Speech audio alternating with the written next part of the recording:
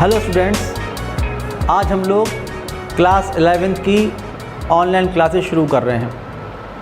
ये क्लासेस इस तरह से कंडक्ट होंगी कि हिंदी मीडियम और इंग्लिश मीडियम दोनों स्टूडेंट्स के लिए यूज़फुल हों। सबसे फर्स्ट यूनिट स्टार्ट कर रहे हैं, यूनिट्स एंड मेज़रमेंट।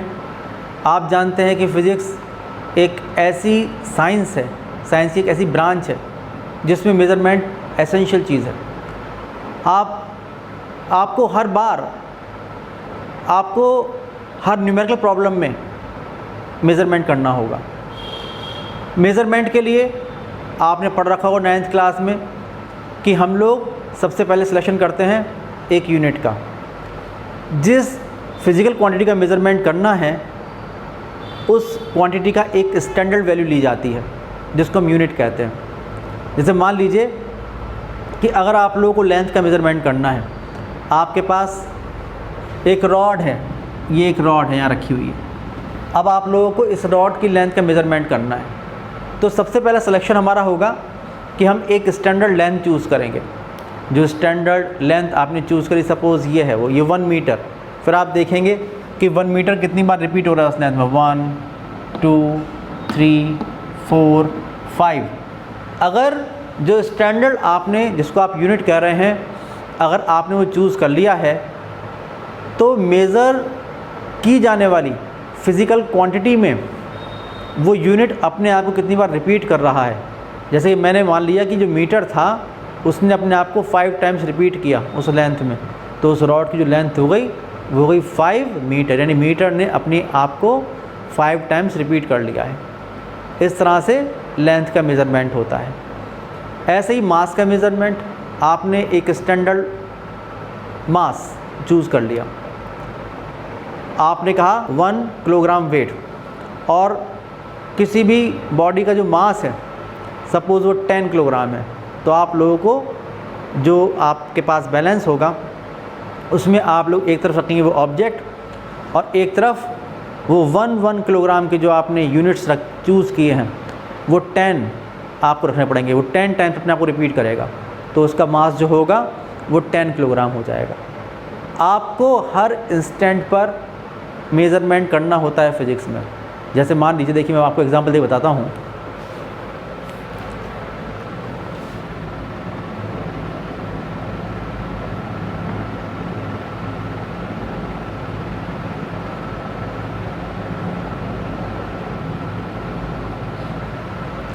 मान लीजिए मैं आपसे बात करता हूँ कि स्पीड, अगर किसी भी बॉडी की स्पीड निकालनी है तो वो होती है डिस्टेंस अपॉन टाइम। तो आप देखेंगे डिस्टेंस का मेज़रमेंट करना होगा आपको एस का, और टाइम का मेज़रमेंट करना होगा। कोई भी बॉडी चल रही होगी, अगर मान लीजिए कि एक बॉडी है और 10 सेकंड में जो डिस्टेंस कवर करती है वो डिस्टेंस है 50 मीटर, तो आप लिखेंगे 50 मीटर अपॉन 10 सेकंड, तो 0 से 0 कैंसिल, तो 5 मीटर पर सेकंड। ये इसकी स्पीड कब निकल के आई, अगर आप लोगों ने डिस्टेंस और टाइम का मेज़रमेंट किया। तो मेज़रमेंट करना बहुत ज़रूरी है फ़िज़िक्स में। ऐसे ही मान लीजिए अगर आपको निकालना है कोई और क्वांटिटी निकालनी है, मान लीजिए मैं आपसे ये कहता हूँ कि आप लोग निकालना है linear momentum. Linear momentum P formula होता है मास इनटू वेलोसिटी। तो आप लोगों को उस बॉडी का मास मेज़र करना होगा जो स्पीड v से चल रही है। स्पीड तो आप ऐसे निकाल ही लेंगे और मास का मेज़रमेंट भी करना पड़ेगा। तो आप देखिए फिर से आपको मेज़रमेंट करना पड़ा। अगर आप लोगों को निकालना है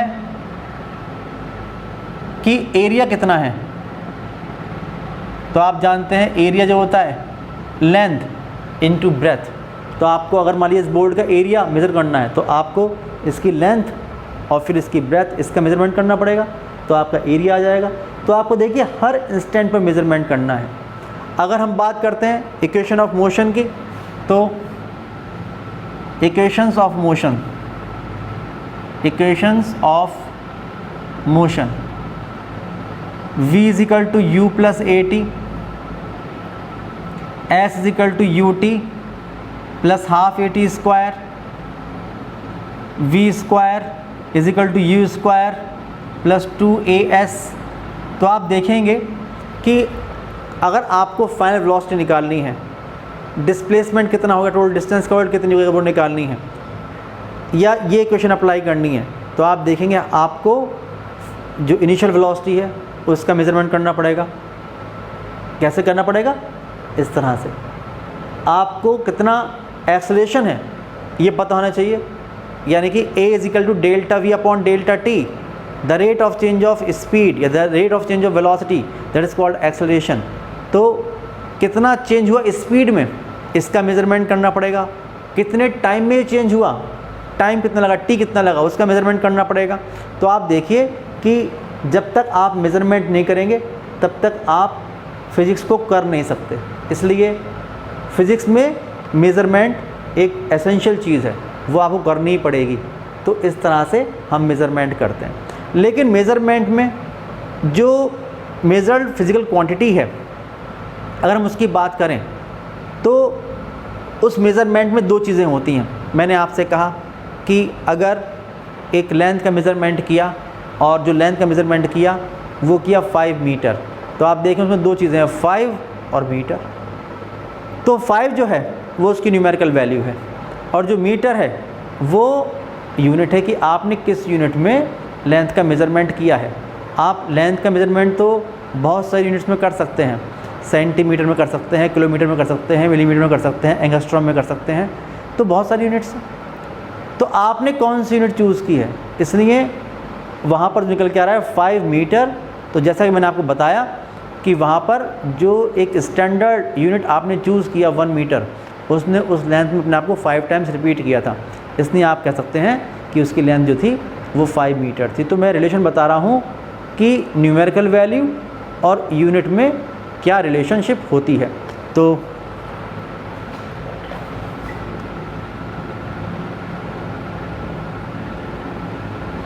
relation between numerical value and unit.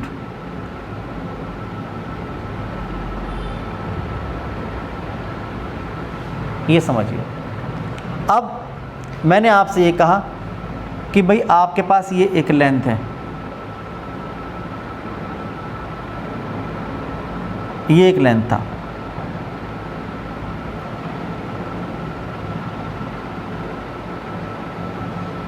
और आपने इसका मेज़रमेंट किया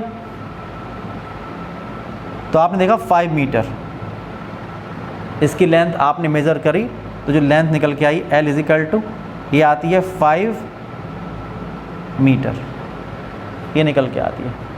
तो आप देखिए कि जो फिज़िकल क्वांटिटी होती है, फिज़िकल क्वांटिटी, इसको हम Q से रिप्रेजेंट करते हैं, तो ये होती है N into you, N into you.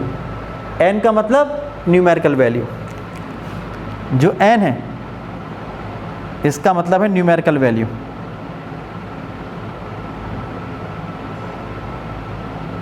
और जो U है इसका मतलब है जो आपने यूनिट यूज़ करी है। तो वो यूनिट अपने आप को कितनी बार रिपीट करेगी, जितनी बार रिपीट करेगी वही उसकी न्यूमेरिकल वैल्यू होगी। एग्जाम्पल मैंने आपको बता दिया।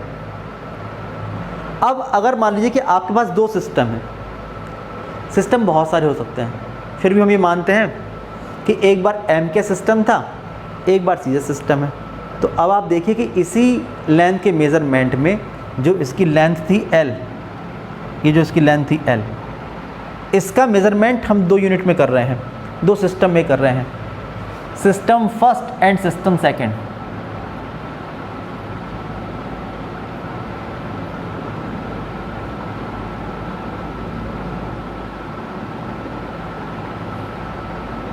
ये दो सिस्टम हमारे पास हैं, system 1 and system 2, system first and system second, system first system second. अब आप देखिए कि यहाँ पर मान लीजिए कि ये एम क्या सिस्टम है, क्या होता है, मीटर किलोग्राम सेकंड सिस्टम। ये है CGS system, centimetre gram second system. तो अगर आप यहाँ पर देखेंगे तो मेज़रमेंट हो रहा है लेंथ का, तो जो यूनिट होगी वो क्या होगी, और जो न्यूमेरिकल वैल्यू होगी वो क्या होगी। यूनिट को आप लोग U से रिप्रेजेंट करते हैं, न्यूमेरिकल वैल्यू को हम लोग N से रिप्रेजेंट करते हैं। ओके, तो अब आप देखें कि जो फर्स्ट सिस्टम था हमारे पास, सिस्टम नंबर 1, जब आप लोग यूनिट यूज़ कर रहे हैं U1, इसको हम पहले U1 कहेंगे, पहले केस में कितनी होगी, मीटर। दूसरे केस में अगर आप लोगों ने यूनिट ले ली तो U2 है, ये कितनी होगी, सेंटीमीटर। यहाँ पर न्यूमेरिकल वैल्यू कितनी होगी, N1, और यहाँ पर कितनी होगी, N2। तो आपने देखा कि जो लेंथ है 5 मीटर की लेंथ, अगर हम बात कर रहे हैं लेंथ तो है वो 5 मीटर। तो इसका मतलब ये हुआ कि N1 U1। अगर मैं दूसरी यूनिट U2 यूज़ करूं तो कितनी न्यूमेरिकल वैल्यू होगी, N2, ये आपको देखना होगा। तो आप देखेंगे कि अगर मैं मीटर या सेंटीमीटर जो यूनिट है अगर उसको यूज़ करता हूं तो आप जानते हैं कि जो सेंटीमीटर लेंथ की यूनिट होती है वो मीटर कंपैरिजन में 1/100 टाइम्स हुआ करती है। इसलिए अगर जो लेंथ की यूनिट अब आप यूज़ कर रहे हो अगर वो पहले के मुकाबले 1/100 टाइम्स है तो वो 100 टाइम्स ज़्यादा बार रिपीट करेगी। अगर 5 मीटर में मीटर अपने आप को 5 टाइम्स रिपीट करा था तो 5 मीटर में जो सेंटीमीटर है वो अपने आप को 500 टाइम्स रिपीट करेगा। इसलिए यहाँ पर जो यूनिट हो जाएगी ये हो जाएगी सेंटीमीटर, और जो न्यूमेरिकल वैल्यू हो जाएगी वो होगी 500। तो जो लेंथ होगी वो होगी 500 सेंटीमीटर। अब फिर से आप देखिए कि चाहे तो लेंथ हो 5 मीटर, चाहे लेंथ हो 500 सेंटीमीटर, तो क्या ये लेंथ चेंज हो गई है? जो लेंथ AB थी क्या उसमें कोई चेंजेस आ गए हैं? तो आपका आंसर होगा नो। कोई भी चेंजेस यहाँ पर आप ऑब्ज़र्व नहीं कर पा रहे हैं, कोई भी चेंजेस यहाँ पर नहीं हुए। लेंथ तो कांस्टेंट थी, जितनी थी उतनी रही। इसका मतलब ये हुआ कि या तो आप 5 मीटर का हो चाहे 500 सेंटीमीटर का हो, L में कोई चेंज नहीं हुआ। इसका मतलब ये हुआ जो फिज़िकल क्वांटिटी Q होती है वो कांस्टेंट होती है। तो कांस्टेंट है, इसमें कोई चेंज नहीं हुआ। जब ये कांस्टेंट है इसका मतलब कि N1 U1 = N2 U2 होता है। या आप कह सकते हैं कि जो N1/N2 हुआ ये हुआ U2/U1। आप देखिए कि जो इसका मतलब हुआ कि न्यूमेरिकल वैल्यू जो होती है, जो न्यूमेरिकल वैल्यू N होती है that is inversely proportional to its unit. ये रिलेशनशिप निकल के आती है। इसका मतलब ये हुआ कि जिस रेशो में आप यूज़ करने वाली यूनिट को चेंज करते हो उसके इन्वर्स प्रोपोर्शन में न्यूमेरिकल वैल्यू चेंज हो जाया करती है। जैसा कि मैंने आपको बताया कि अगर आपने मीटर के बजाय सेंटीमीटर को यूज़ किया जो कि 1/100 टाइम्स है, तो जो यूनिट था अगर वो 1/100 टाइम्स हुआ तो जो उसकी न्यूमेरिकल वैल्यू है वो 100 टाइम्स हो जाएगी। ऐसे ही अगर आप देखें मास का, अगर आप लोगों ने जो यूनिट है वो किलोग्राम चूज़ किया और मान लीजिए कि 10 किलोग्राम आया, और अगर आपने ग्राम को यूज़ किया और ग्राम जो है वो किलोग्राम के मुकाबले 1/1000 टाइम्स है, तो जो न्यूमेरिकल वैल्यू होगी वो 1000 टाइम्स हो जाएगी, यानी 10 के बजाय 10,000 हो जाएगी। 10,000 ग्राम हो जाएगा। 10 किलोग्राम कहें या 10,000 ग्राम कहें, वो उसका मेज़रमेंट होगा। तो ये बातें हम लोगों को समझ में आनी चाहिए। नेक्स्ट टॉपिक है fundamental quantities and fundamental units.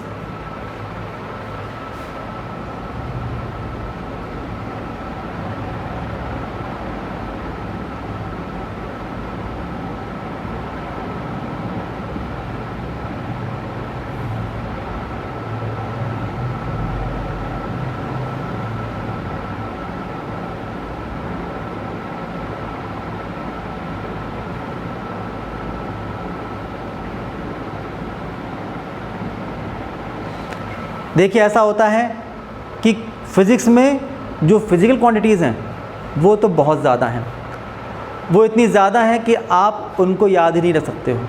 Fundamental physical quantities वो क्वांटिटीज़ होती हैं जो इंडिपेंडेंट होती हैं और उनको आपस में कन्वर्ट नहीं कर सकते, एक दूसरे पर डिपेंड नहीं करती हैं, जितनी भी फंडामेंटल क्वांटिटीज़ होती हैं। और बाकी जितनी भी, इसके अलावा जितनी भी क्वांटिटीज़ होती हैं वो सब इनके टर्म में ऑब्टेन की जा सकती हैं। जो बची हुई फिज़िकल क्वांटिटीज़ हैं वो फंडामेंटल क्वांटिटीज़ के टर्म में ऑब्टेन की जा सकती हैं। तो ये होती हैं फंडामेंटल क्वांटिटीज़। इनको मेज़र करने के लिए जिन ऐसा यूनिट्स का इस्तेमाल करते हैं उनको हम कहते हैं फंडामेंटल यूनिट्स। 7 हैं, देखिए कौन कौन सी हैं बताऊं मैं आप लोगों को। ब्रांचेस के अकॉर्डिंग होती हैं, जैसे कि आप देखें कि पहली ब्रांच जो चलती है वो होती है मैकेनिक्स।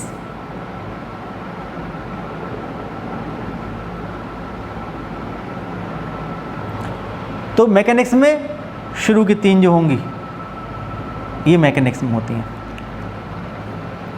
कौन कौन सी देखिए, मास, लेंथ, टाइम। और इनके मेज़रमेंट के लिए जिन यूनिट्स का आप इस्तेमाल करते हैं उन्हें हम कहते हैं फंडामेंटल यूनिट्स। क्या होगी, किलोग्राम, लेंथ का मीटर,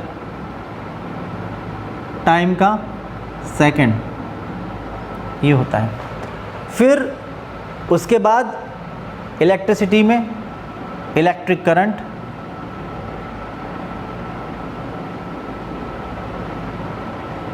इसको आप यूज़ करते हैं, इसका आप मेज़रमेंट करते हैं एम्पियर में। फिर थर्मोडायनामिक्स, इसमें आता है टेम्परेचर।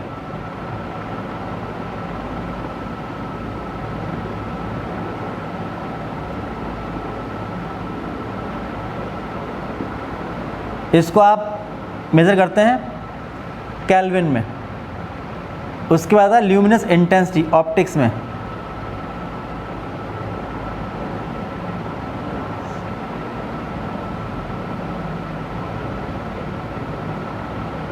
किसी लैंप की जो ल्यूमिनस एनर्जी होती है उसके बारे में बताएंगे आप लोग कैसे मेज़र करते हैं। इसका मेज़रमेंट होता है कैंडेला में, या आप CD से इसका मेज़रमेंट कर लेते हैं। CD से आप कैंडेला को CD लिख सकते हैं। फिर आता है amount of substance, amount of substance पढ़ा होगा आप लोगों ने कि मोल, केमिस्ट्री में पढ़ा होगा आप लोगों ने कि अमाउंट ऑफ सब्सटेंस का जो मेज़रमेंट होता है ये मोल में होता है। आप देखिए कि इन 7 क्वांटिटीज़ के अलावा यहाँ पर 2 सप्लीमेंट्री फिज़िकल क्वांटिटीज़ भी होती हैं जिनको हम सप्लीमेंट्री फिज़िकल क्वांटिटीज़ कहते हैं, और जो उनके यूनिट्स होते हैं उनको आप सप्लीमेंट्री यूनिट्स कहेंगे। आप देखिए कैसे बताएंगे उनके बारे में। जो इसके अलावा 2 होंगे 1 और 2। एक होता है एंगल और प्लेन एंगल। आप एंगल कहिए या प्लेन एंगल कहिए। इसका मेज़रमेंट रेडियन में होता है। और दूसरा होता है सॉलिड एंगल।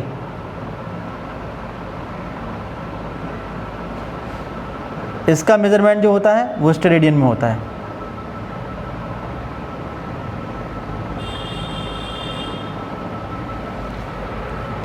तो इस तरह से आप देखेंगे कि 7 fundamental quantities and 2 supplementary physical quantities हमारे पास होंगी। और इनके जो ऐसे यूनिट्स हैं, जो ये फंडामेंटल यूनिट्स हैं, ये इनके सामने लिखे हुए हैं। यहाँ पर जो ये बात लिखी है मैंने एंगल और सॉलिड एंगल, इसको मैं एक्सप्लेन कर रहा हूँ। आप देखिए पहली बात जो आती है ये आती है एंगल और plane angle.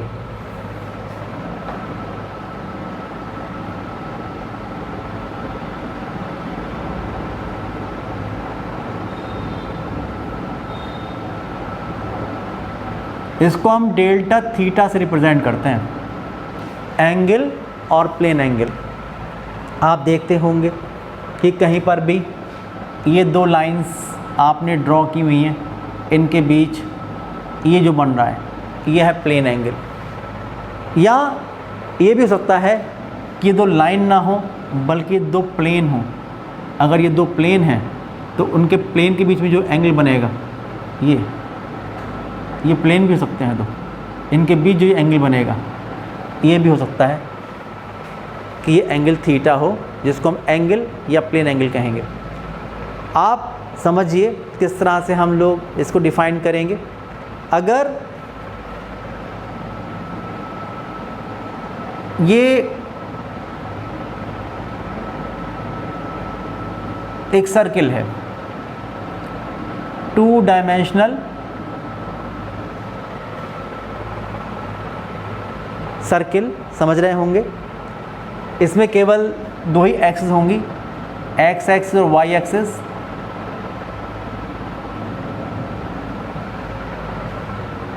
To dimensional geometrical figure है और ये इसका सेंटर है O।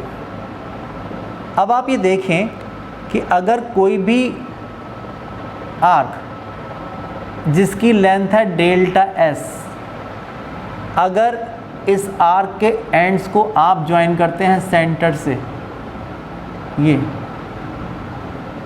ज्वाइन करते हैं सेंटर से, और जो ये एंगल सबटेंड करती है ये है डेल्टा थीटा, और रेडियस कितनी है इस सर्किल की, स्मॉल r। तो आप लोग फॉर्मूला जानते हैं कि angle is equal to arc upon radius. तो फॉर्मूला होता है angle is equal to arc upon radius, ये फार्मूला होता है। इस फार्मूले से आप लोग इस एंगल का मेजरमेंट कर सकते हैं। इसका मतलब कि delta theta angle is equal to delta S upon radius small r। तो delta theta is equal to delta S upon r। इस तरह से आप इसका मेजरमेंट कर सकते हैं। और क्या यूनिट होगी, रेडियन। अगर आपसे मैं ये कहूँ कि भाई ये एक पॉइंट है, ये, अब आप ये बताओ कि इस पॉइंट, किसी भी प्लेन में एक पॉइंट मैंने ड्रॉ कर दिया। अब मैं आपसे कहूँ बताओ भाई कि यहाँ पर कितना टोटल एंगल बन रहा है प्लेन में एक पॉइंट पर, तो आप कुछ नहीं करोगे। इस प्लेन में जो पॉइंट है, इस पॉइंट को सेंटर मानकर आप एक सर्किल, ये सर्किल ड्रॉ कर दोगे इस पॉइंट को सेंटर मानकर। ये अब रेडियस मान लीजिए इसकी स्मॉल r है। अगर आप ऐसे ही निकालोगे कि टोटल कितना एंगल हो गया, तो आप देखेंगे angle is equal to arc, कितनी है आर्क होगी, अगर रेडियस इसकी स्मॉल r है तो 2 पाई r, और अपॉन रेडियस कितनी है स्मॉल r, तो स्मॉल r से स्मॉल r कैंसिल, तो थीटा कितना हो जाएगा 2 पाई रेडियन। तो किसी भी एक पॉइंट पर टोटल जितना भी एंगल सबटेंड होता है वो होता है 2 पाई रेडियन। और अगर आप देखिए इसके पार्ट भी आप कर सकते हैं। अगर मैं इसको 2 पार्ट में डिवाइड कर दूंगा तो आप देखेंगे यहाँ से तो पाई, क्योंकि 2 पाई इसका हाफ, ये पाई और ये भी पाई, इसके 4 इक्वल पार्ट्स कर देंगे तो ये पाई बाई 2, ये पाई बाई 2, ये पाई बाई 2, ये पाई बाई 2। तो इस तरह से आप टोटल एंगल भी निकाल सकते हैं। आएगा रेडियन में। इसके जो बाकी अदर यूनिट्स हैं वो भी आप सोचेंगे भाई एंगल तो हमने डिग्री में पढ़ा है या मिनट में पढ़ा है या सेकंड में पढ़ा है, तो वो भी इसके और यूनिट्स हो सकते हैं। इसके बारे में आपको बता रहा हूँ। जैसे कि अगर आपके मन में ये बात हो कि भाई हम लोग रेडियन को डिग्री में कैसे कन्वर्ट करेंगे, डिग्री को मिनट में कैसे कन्वर्ट करेंगे, उसके अलावा सेकंड में कैसे कन्वर्ट करेंगे, तो हम लोग कन्वर्ट कर सकते हैं। जो अदर यूनिट्स हैं इसके मेज़रमेंट के, देखिए मैं लिख दूँ यहाँ पर, जो अदर यूनिट्स हैं वो है ये डिग्री, ये मिनट और ये सेकंड। ये होगा डिग्री, ये होगा मिनट, ये सिंबल है सेकंड का। रिलेशनशिप कैसे, आप देखिए समझिए। इस तरह से कन्वर्ट करते हैं कि अगर मैं आपसे कहूँ कि 1 डिग्री, पहली बात हम कर रहे हैं कि 1 डिग्री कितने रेडियन के इक्वल होगा। अगर आपको ये निकालना है तो आप निकाल सकते हैं। आप देखिए सॉल्यूशन की फॉर्म में लिख दे रहा हूँ।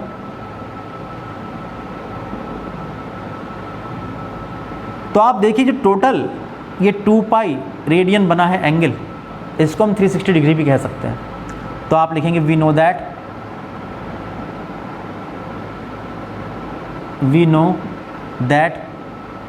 2 pi radian is equal to 360 degree, और 360 degree is equal to 2 pi radian, या इससे अगर आप इसे कैंसिल कर दोगे तो 180 डिग्री।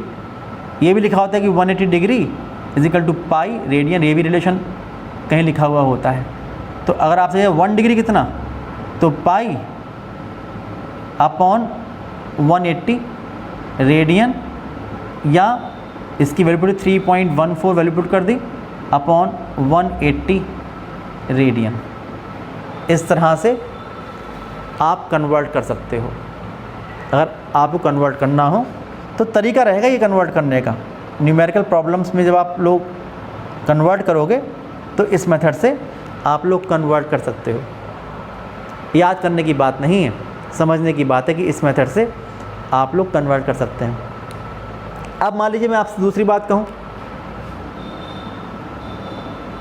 मैं आपसे कहूँ कि 1 मिनट कितने रेडियन के इक्वल है। अगर ये आया क्वेश्चन, इस तरह क्वेश्चन एनसीईआरटी में आप लोगों को मिलेंगे, तो आप देखेंगे जिसका सॉल्यूशन रहेगा वो सॉल्यूशन ऐसे रहेगा कि इसको मैं रिलेशन 1 लिख दे रहा हूँ, रिलेशन फर्स्ट। आप लिखेंगे वी नो दैट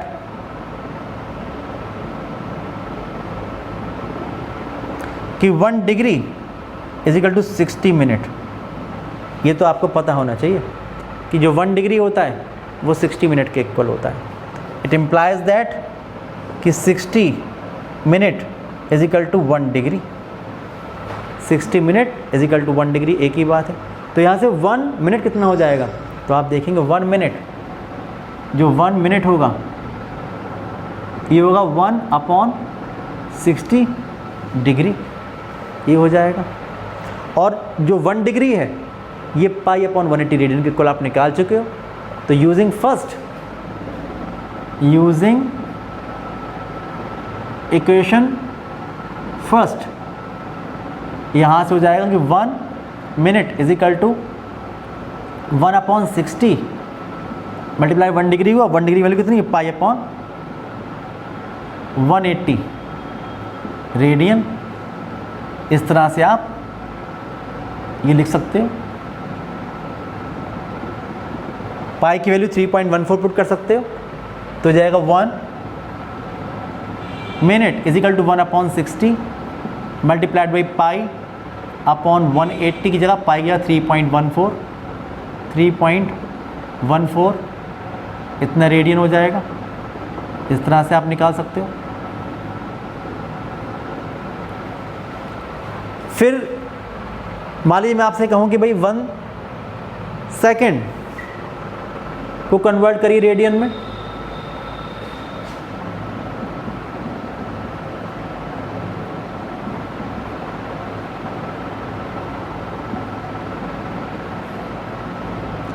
तो आप ऐसे सॉल्व करोगे,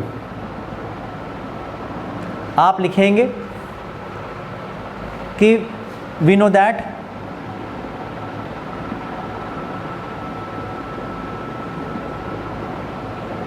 कि 1 minute is equal to 60 second, ये पता होना चाहिए आप लोगों को।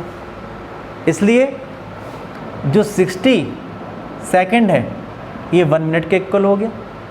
तो 1 second is equal to 1 upon 60 minute के इक्वल हो गया। और इसको यूज़ करिए, अगर हम यूज़ कर लें equation second, using second we have using equation second we have, तो हो जाएगा 1 सेकेंड इजिकल टू 1/60 और इंटू 1 मिनट की वैल्यू पुट करेंगे यहाँ से, into 1/60 into pi upon 180 radian, ये हो जाएगा इक्वेशन नंबर 3। अगर आप पाई की वैल्यू पुट कर देंगे तो भी हो सकता है। आप लिखेंगे कि 1 second is equal to 1/60 multiply 1/60 into pi की जगह 3.14 अपॉन 180 रेडियन। तो इस तरह से भी आप कैलकुलेट कर सकते हैं, ये हो जाएगा। इसके बाद अब जो आर्टिकल हमारे सामने है ये है सॉलिड एंगल। सॉलिड एंगल समझिए, ये एक बहुत ही इंपॉर्टेंट आर्टिकल है जो 12th क्लास के आगे भी काम में आएगा। 12th में तो काम आएगा ही, लेकिन 12th क्लास के बाद भी आपके यूज़ की बात है सॉलिड एंगल। इसको हम डेल्टा ओमेगा से रिप्रेजेंट करते हैं, ये डब्ल्यू नहीं है, इसको ओमेगा कहते हैं, डेल्टा ओमेगा से रिप्रेजेंट करते हैं। आप देखिए जैसे आपने यहाँ पर ली थी 2 डायमेंशनल ज्योमेट्रिकल फिगर सर्किल ली थी, वैसे ही आपको अब लेना है 3 डायमेंशनल।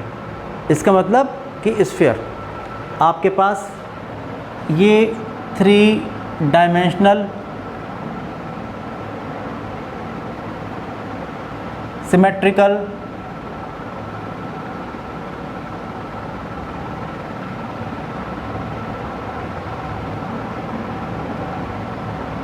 ये सेंटर है, ये एक्स एक्सिस है, ये वाई एक्सिस है और ये जेड एक्सिस है, ये आप देख रहे हैं।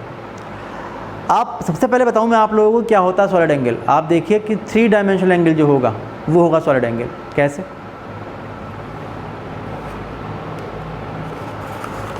ये देखिए ये पेपर है और अगर आप लोगों ने इस तरह से ये बनाया इसका एक कोण, तो जो ये एंगल है ये होगा सॉलिड एंगल, ठीक है ना। इसमें 3 डायमेंशन होंगी, ये होता है सॉलिड एंगल। और इसका एग्जाम्पल है कोई भी कोण है, या आप लोगों ने देखा हो सॉफ्टी, उसमें नीचे कोण बनता है नीचे, वो होता है सॉलिड एंगल। वैसे तो हर बॉडी जो भी हमारे पास एक 3 डायमेंशनल बॉडी होगी वो किसी न किसी पॉइंट पर एक सॉलिड एंगल बनाती है। कैसे बनाती है वो मैं आपको भी एक्सप्लेन करूँगा। जो फार्मूला है वो फार्मूला समझिए पहले कि जिस तरह से ये सर्कल था, इसके सरकमफ्रेंस पर आपने एक आर्क ली थी और उसको ज्वाइन किया था इसके सेंटर से, तो जितना भी ये बना था plane angle is equal to arc upon radius. बिल्कुल वैसे ही यहाँ पर हम लोग क्या करते हैं कि यहाँ पर एक एरिया लेते हैं और उस एरिया की बाउंड्री के हर पॉइंट को ज्वाइन करते हैं इसके सेंटर से। जो ये एंगल बनेगा, ये नज़र आ रहा है आपको एंगल, जो ये एंगल होगा ये एंगल को हम डेल्टा ओमेगा कहते हैं, और जो ये एरिया होगा इस एरिया को हम डेल्टा ए कहते हैं या डेल्टा एस कहते हैं। तो जो फॉर्मूला होगा सॉलिड एंगल का वो होगा delta omega is equal to delta A upon radius अगर इसकी आर है तो delta A upon R square. और आप जानते हैं कि इसका जो ऐसा यूनिट है वो है स्टेरेडियन। स्टेरेडियन ये इसका ऐसा यूनिट है। आप ये समझ लीजिए कि जैसे फुटबॉल मानिए तो फुटबॉल के ऊपर ब्लैक और वाइट कलर के बहुत सारे ब्लॉक्स बने होते हैं। आप इमेजिन करें तो आप देखेंगे ये जो आपको लग रहा होगा फिगर में कि ये आर अलग है, ये आर अलग है, ऐसा नहीं है। फुटबॉल के सरफेस पर जो ब्लॉक बना होगा उसकी बाउंड्री कहाँ पर होगी तो सरफेस पर ही, और सरफेस के किसी पॉइंट को आप ज्वाइन करेंगे उसके सेंटर से तो डिस्टेंस कितनी होगी, आर होगी। इस 2D फिगर में भले नज़र नहीं आ रही हो, लेकिन अगर आप इमेजिन करेंगे तो इमेजिनेशन में बात सामने आएगी कि सरफेस के हर पॉइंट से जो ब्लॉक, अगर एक ब्लॉक आप ले रहे हैं ब्लैक कलर का, अगर आपने ब्लॉक ले लिया तो उस ब्लॉक के जो बाउंड्री है उसके हर पॉइंट को अगर आप ज्वाइन करेंगे सेंटर से, तो जो डिस्टेंस आएगी वो रेडियस के इक्वल होगी। फिगर में भले ही नज़र नहीं आए, लेकिन इमेजिनेशन में ये डिस्टेंस जो होगी वो स्मॉल आर होगी, रेडियस के इक्वल होगी।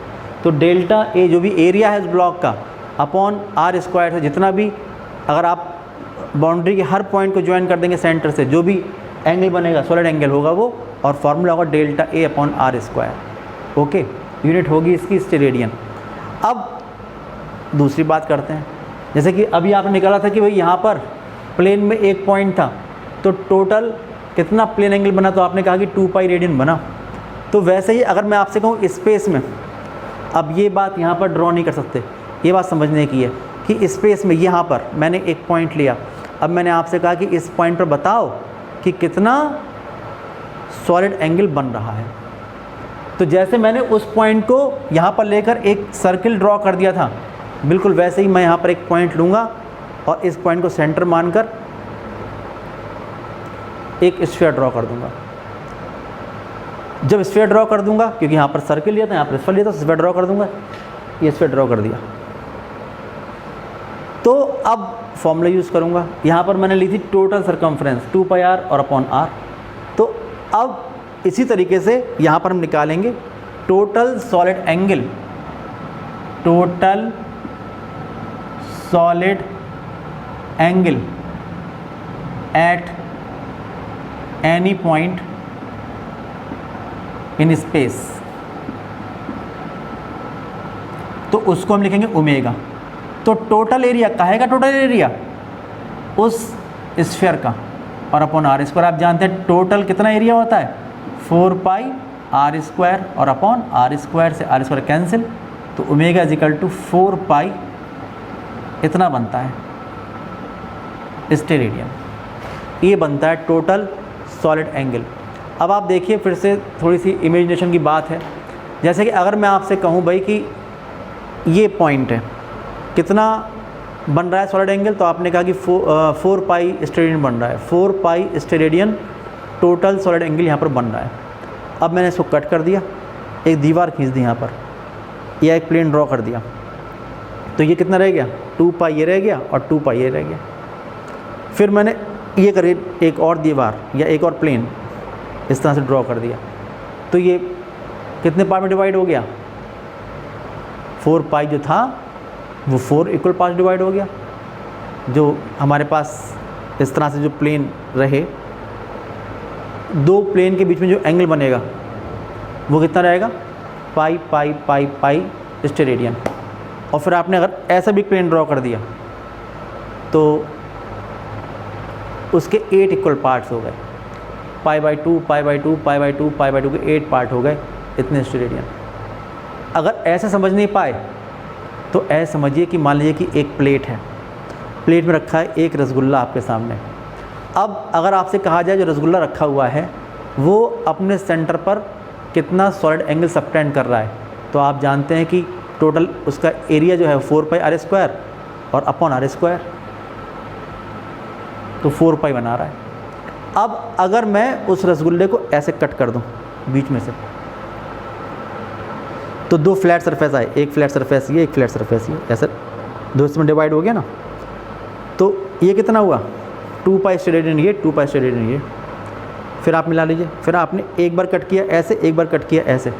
कॉर्नर्स टाइप के आए, जो कॉर्नर्स टाइप के आए, तो जो इस तरह से कॉर्नर्स टाइप के आ रहे हैं वो बना एंगल कितना, 4 पाई के कितने पार्ट हो गए, 4 पाई पाई बना।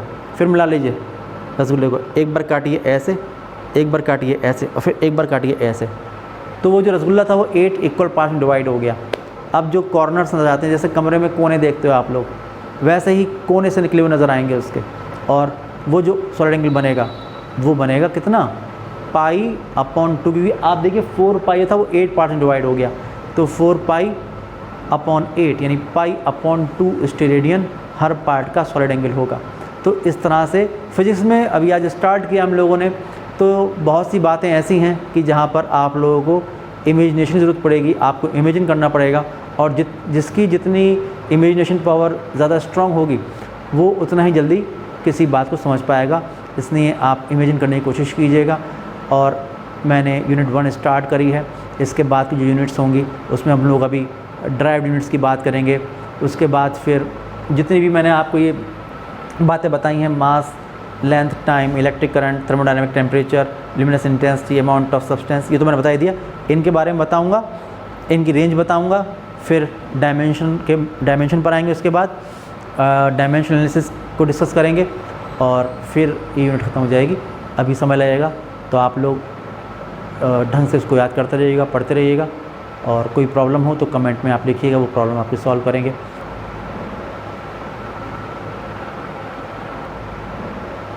और नेक्स्ट वीडियो में आप वेट करिए, तब तक के लिए बाय बाय।